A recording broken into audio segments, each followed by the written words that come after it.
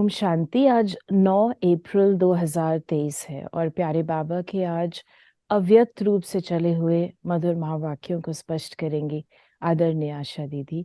आज की मुरली की रिवाइज डेट है 9 मार्च 1994 और मुरली की हेडलाइन है न्यारा प्यारा वंडरफुल स्नेह और सुख भरा अवतरण शिव जयंती। तो बाबा ने कहा आज त्रिदेव रचता बाप अपने पूज्य सालिग्राम बच्चों से मिलने आए हैं। जैसे बिंदु ज्योति स्वरूप बाप की पूजा होती है, यादगार मनाते हैं, तो बाप के साथ साथ आप सालिग्राम आत्माओं की भी पूजा होती है। बाप एक त्रिमूर्ति शिव गाया और पूजा जाता है और आप सालिग्राम आत्माएं अनेक हो। पूजा दोनों की होती है क्योंकि बाप ने सभी बच्चों को अपने समान पूज्य बनाया।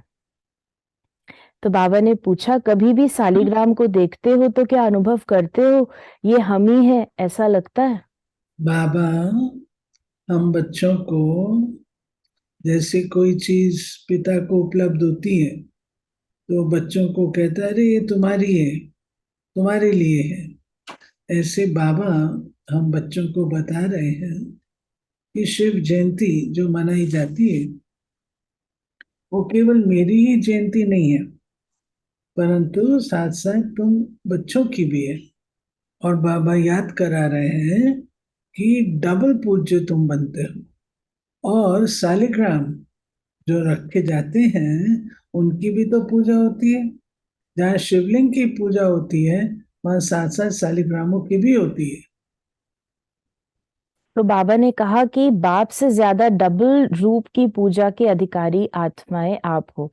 जैसे डबल विदेशी कहलाते हो तो डबल पूज्य भी हो, डबल ताजधारी भी आप बनते हो। निराकार बाप नहीं बनते। कहाँ कहाँ भक्त लोग शिव की प्रतिमा को ताज डाल देते हैं क्योंकि ताजधारी बनाया है, इसलिए कहाँ कहाँ ताज दिखा दिया है। क्योंकि जो ताज है, तख्त है, ये तो साकारी शरीर वाले ही पहन सकते हैं, बैठ सकते हैं। लेकिन शिव बाबा तो निराकार है, तो निराकार को ताज कैसे पहना है? तो कहाँ कहाँ बाबा कहते हैं ऐसा होता है कि निराकार शिवलिंग के ऊपर ताज लगा देते हैं। अब शिव बाबा तो ताज पहनता नहीं है, घर में आते नहीं है, फिर क्यों करते हैं? क्योंकि वो हम बच्चों को ताजधारी बनाते हैं। तो बाबा ने कहा कि बाप दादा को अपनी जयंती मनाने की खुशी नहीं है, लेकिन आप सबकी भी जयंती है, इसलिए बच्चों की जयंती की खुशी है। क्योंकि बाप अकेला कुछ नहीं कर सकता और आप भी अकेले कुछ नहीं कर सकते। चाहे कहीं कहीं कोई कोई बच्चों को थोड़ा आ जाता है कि मैं ही करने वाला हूं, लेकिन सिवाय बाप के सफलता नहीं मिलती। तो ना बाप अकेला कुछ कर सकता है, ना बच्चे अकेले कुछ कर सकते हैं। अगर बाप बच्चों ये बात बाबा ने की कि मैं जो भी कार्य करता हूँ तो तुम बच्चों के साथ करता हूँ, मैं अकेला कुछ नहीं करता हूँ। तुम बच्चे साथी बनते हो तो मैं अपना स्थापना का कार्य करता हूँ। बाबा ने कहा कि अगर बाप बच्चों से मिलन मनाने भी साकार में चाहे, वह आकार में भी चाहे, तो ब्रह्मा का आधार लेना ही पड़ता है। हम्म। तो कितना प्यार बाप का बच्चों से है और बच्चों का बाप से है। एक दो के बिना कुछ नहीं कर सकते। अगर बाप को किनारा किया, साथ नहीं रखा, तो अकेले कुछ कर सकते हो? बाप कर सकता है, बाप भी नहीं कर सकता। तो ये बाप और बच्चों के का साथ साथ दिव्य जन्म लेना, साथ साथ विश्व परिवर्तन करना और साथ साथ अपने स्वीट होम में जाना, ये ड्रामा की अविनाशी नूंद है। हम्म। इसको कोई बदल नहीं सकता। तो ये बाप नूंद अच्छी है ना? अपने कर्तव्य की विधि बताइए कि मैं कैसे अपना कार्य ये करता हूँ। फिर बाबा ने कहा, ये दिव्य अवतरण जिसको शिव जयंती व शिवरात्रि कहते हैं, कितना आत्माओं के लिए स्नेह भरा सुख भरा अवतरण है। सतयुग में भी ऐसा बर्थडे नहीं मनाएंगे। आत्माएं आत्माओं का बर्थडे मनाएंगी, लेकिन इस समय आत्माएं परमात्मा का बर्थडे मनाती हैं। सारे कल्प में ऐसा न्यारा और प्यारा वंडरफुल बर्थडे जो एक ही समय पर बाप का भी हो और बच्चों का भी हो। बाबा ने बताया कि ये बहुत विशेष बात है कि आमतौर पर दुनिया में एक पिता अपने बच्चों का मनाता है, और दूसरी बात कि आत्माएं आत्माओं का मनाती हैं। लेकिन हमारी भाग्य की रेखा बड़ी प्रबल है, जो भगवान हमारा बर्थडे मनाता है। कम बात थोड़ी है, भगवान हमारा बर्थडे मनाए और भगवान के साथ साथ हमारा बर्थडे हो, ये कोई कम बात थोड़ी है। इस यादगार दिवस पर विशेष भक्त लोग भी दो विशेषताओं से ये दिवस मनाते हैं। दो विशेषताएं कौन सी हैं? एक है विशेष व्रत धारण करते हैं, और दूसरा स्वयं को समर्पित न करते हुए और किसी की बलि चढ़ाते हैं। तो बलि चढ़ाना और व्रत धारण करना, ये दोनों विशेषता इस दिवस की है। अनेक प्रकार के व्रत धारण करते हैं, चाहे कोई भोजन का करते हैं, कोई जागरण का करते हैं, कोई दूर दूर से पैदल करते हुए चलने का करते हैं। कितना भी थक जाए लेकिन व्रत अपना पूरा करते हैं।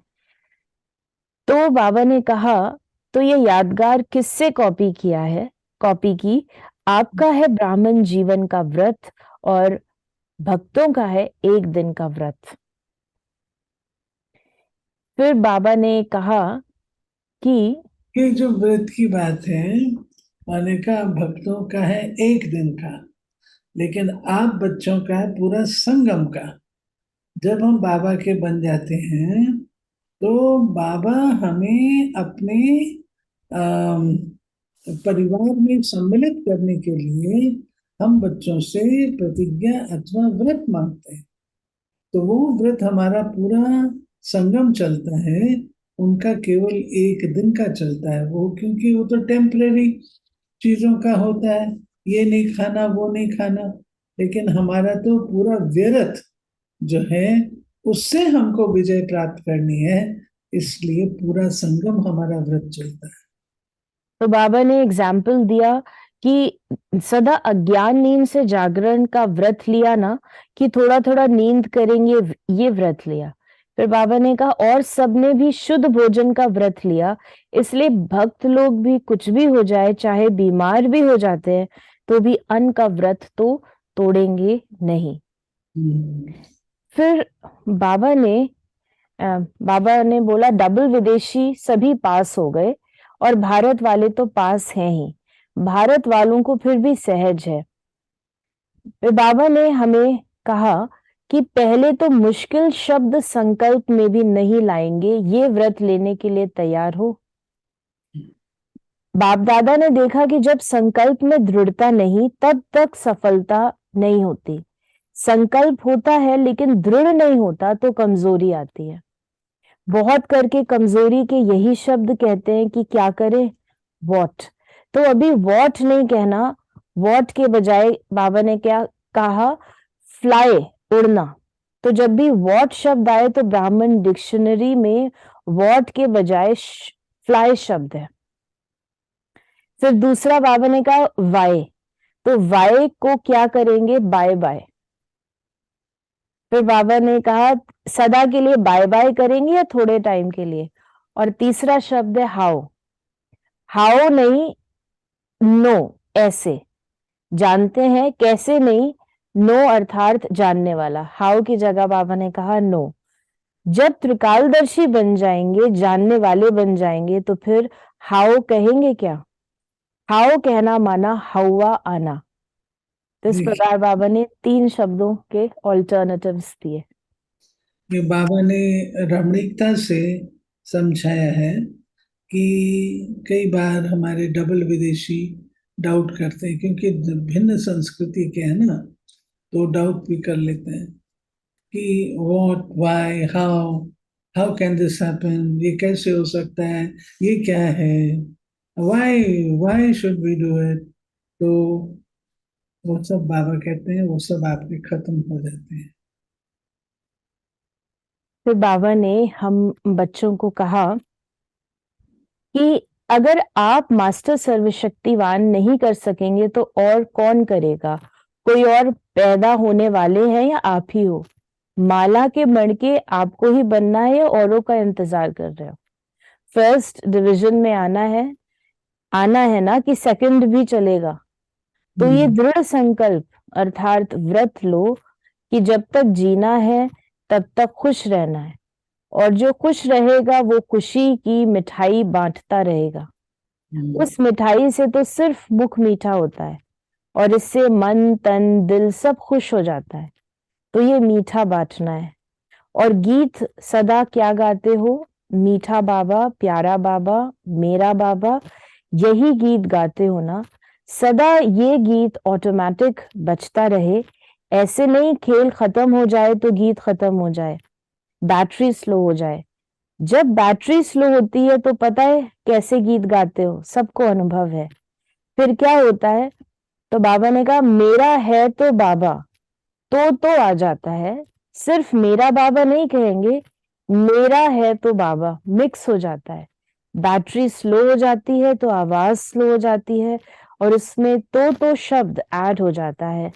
मेरा बाबा फलक से नहीं, मेरा तो है बाबा। तो बाबा ने कहा शिवरात्रि मनाना अर्थात ये दृढ़ व्रत लेना। राइट। फिर बाबा ने आज हमें वरदान दिया, अपनी श्रेष्ठ स्थिति द्वारा भटकती हुई आत्माओं को श्रेष्ठ ठिकाना देने वाले लाइट स्वरूप भव। जैसे स्थूल रोशनी लाइट पर परवाने स्वतः आते हैं, ऐसे आप चमकते हुए सितारों पर भटकती हुई आत्माएं फास्ट गति से आएंगी।